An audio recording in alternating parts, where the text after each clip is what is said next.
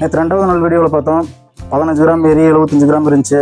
இன்றைக்கி 25 கிராம் ஏறி 100 கிராம் சராசரி வீட்டில் இருக்குது. ஃபஸ்ட் நாள் 60 கிராம் சராசரி வீட்டில் வந்தது. ரெண்டாவது நாள் 75 கிராம் 15 கிராம் ஏறி இருக்குது. மூணாவது நாள் 25 கிராம் 100 கிராம் ஏறி இருக்குது.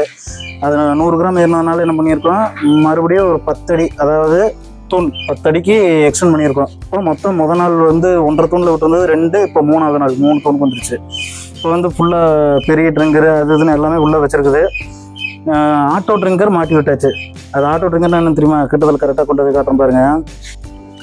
இதுதாங்க ஆட்டோ ட்ரிங்கர் பாருங்கள். நம்ம அந்த சின்ன வெள்ளைக்கப்பில் வந்து தண்ணி பிடிச்சி வச்சுக்கிட்டு வந்த தேந்தா இப்போ வந்து இது எப்படின்னா, சின்டெக்ஸ் டேங்க், அங்கே வந்து சின்டெக்ஸ் டேங்கில் இருந்து டைரெக்டாக பைப் லைன் வருது. இப்போ மேலே வருது பார்த்தீங்களா, ஒரு 3 அடிக்கு பைப் லைன் வந்து பைப் லைன்லேருந்து அந்த டியூப் மூலமாக அந்த இதுக்கு போகும். அதில் வந்து நம்ம செட் பண்ணி வச்சுக்கிற அளவு அந்த இந்த இதில் இருக்குது பார்த்தீங்களா, அதில் அளவு வந்து பாதி தண்ணி நிற்கணுமா இல்லை முழுசாக தண்ணி நிற்கணுமா அப்படின்னு நம்ம செட் பண்ணி வச்சுக்கிறோம். இப்போ வந்து சின்ன குஞ்சாக இருக்கிறதுனால அதுக்கு எட்டாதுங்கிறதுனால முழுசாக நல்லா நிறைஞ்சிருக்கிற மாதிரி வச்சிடறோம் பாருங்கள். இருக்கிற மாதிரி வச்சு அப்போ தான் கொஞ்சம் கெட்டும். கொஞ்ச நாள் போச்சுன்னா, ஒரு 2 நாள் 3 நாள் போச்சுன்னா கொஞ்சம் லேசாக கம்மி பண்ணி வச்சுக்கலாம். இப்போ அதில் இருக்கிற தண்ணியில் ஒரு 10 கோழி போய் குடிக்குதுன்னா, அதில் ஒரு 3-4 மில்லி தண்ணி குடிக்குதுன்னா, அந்த 3-4 மில்லி தண்ணி குடித்த உடனே டக்குன்னு அதில் வந்து மறுபடியும் ரீப்ளேஸ் ஆயிரும். ஏன்னா அதில் வந்து எவ்வளோ தண்ணி போகுதோ அவ்வளோ தண்ணி ஸ்ப்ரிங் கனெக்ஷனுங்க. அது இப்போ வந்து ஃபுல்லாக நிறைஞ்சிருச்சு அப்படிங்கும்போது ஸ்ப்ரிங் கரெக்டாக கீழே இருக்கும். அது குடிக்க தண்ணி கம்மியாக லேசாக மேலே போகும்போது தண்ணி வந்து அதை மறுபடியும் லாக் பண்ணிடும். அந்த மாதிரி செட்டிங்கு. இப்போ வந்து இதுக்கு இப்போ அந்த வெள்ளைக்கப்புக்கு இதுக்கு என்ன அட்வான்டேஜ்னா, இப்போ நம்ம வெள்ளைக்கப்பில் தண்ணி வைக்கும்போது தீந்துருச்சுன்னா அது தண்ணி இருக்காது. இப்போ நம்ம இதில் மாட்டி இருக்கும்போது நம்ம வந்து காலையில் ஒரு தடவை தண்ணி பிடிச்சி வச்சிடலாம், அப்புறம் சாயந்தரம் ஒரு தண்ணி பிடிச்சி வச்சிடலாம், மீதி நேரத்துல இல்லை இதில் பிடிச்சிக்கலாம். நம்ம இதில் ஒரு 10 நாள் 12 நாளைக்கு அவ்வளோதான். அதுக்கப்புறமெல்லாம் இந்த வெள்ளைக்கப்பை எடுத்துருவோம், அதில் குடிக்காது. இந்த ட்ரிங்கரில் மட்டும்தான், பெரிய ட்ரிங்கரில் மட்டும்தான் குடிக்கும். இது வந்து காலையில் ஒரு தடவை, சாயந்தரம் ஒரு தடவை நைட் சுத்தம் பண்ணணும்.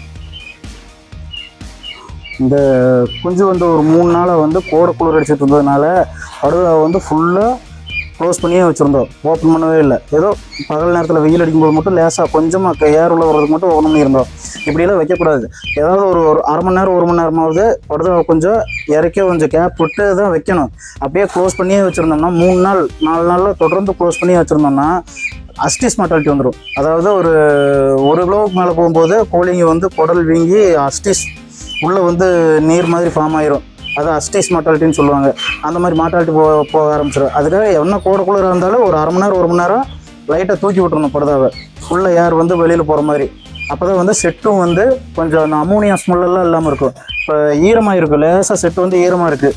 நாளைக்கு என்ன பண்ணுறோன்னா, இந்த செட்டு அப்படியே அந்த இடத்துல விட்டுருவோம் நாளைக்கு. அதுக்கப்புறம் அந்த இடத்துல வந்து மஞ்சியை வந்து காலால் அப்படி ரேக் பண்ணி விடுவோம். அப்படி ரேக் பண்ணி விட்டு அந்த ஈரத்தையெல்லாம் அமோனியா ஸ்மெல் இப்போ போயிடும். அப்படி அந்த அமோனியா ஸ்மெல்லோடு இருந்தால் கோழிக்கு சளி பிடிச்சிடும்.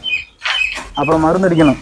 அது சளி பிடிச்சா மருந்து அடித்தா சளி போயிடும், ஒரு பிரச்சனையும் கிடையாது. ஆனால் அது எதுக்கு சளி பிடிச்சா எடை குறையும், அது தேவையில்லாதது.